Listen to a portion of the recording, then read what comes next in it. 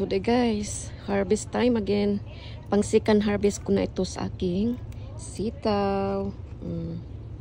Yan. Sitaw. Ayan. So, yan na yung mga sitaw ko guys. Ayan.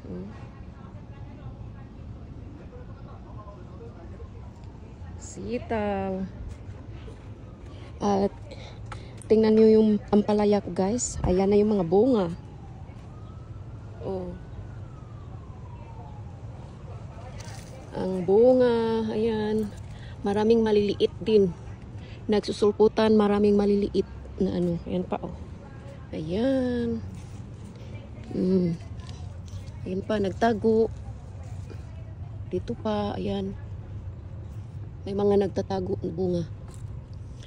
So, yan ang aking ampalaya. Ampalaya. So, harvestin ko muna itong mga ano ko.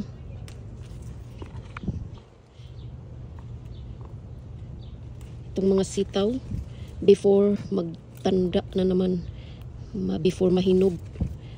Kaya harvestin ko na sila. Itong matatanda na. Ang daming maliliit na bunga.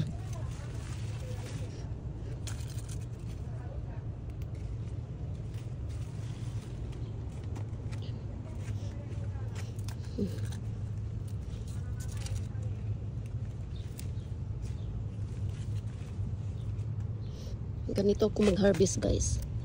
Iniingatan ko to, ito, yan.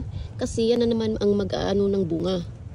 Yan, kaya iniingatan ko yan na hindi matanggal. Kasi yan na naman ang bubunga.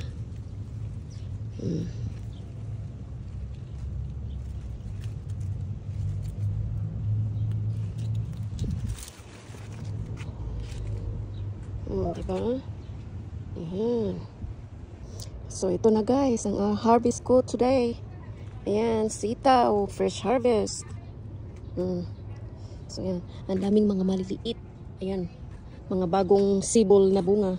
Ang dami. So, tapos meron pa akong mga naiwan na medyo malalaki na. Next week naman yan. Ayan, mga ganyan kalalaki. Alanganin pa silang harvestin. So, next week, harvest na naman. O, diba? Ang dami. O, maliliit. Maliliit na bunga. So, yan. Adobong sitaw ako. Diba? Sarap nito. Adobong sitaw. So, yan. Ang aking little garden. Sagana na sila sa mga bunga ngayon na maliliit pa.